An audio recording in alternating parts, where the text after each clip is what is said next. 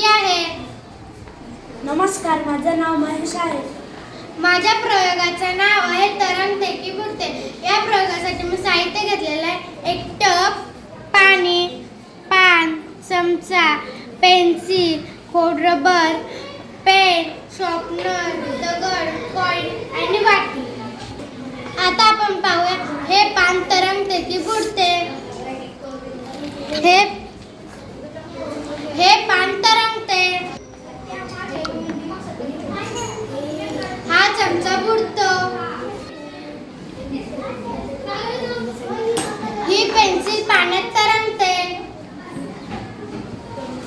हा खोड रबर पाण्यात बुडतो.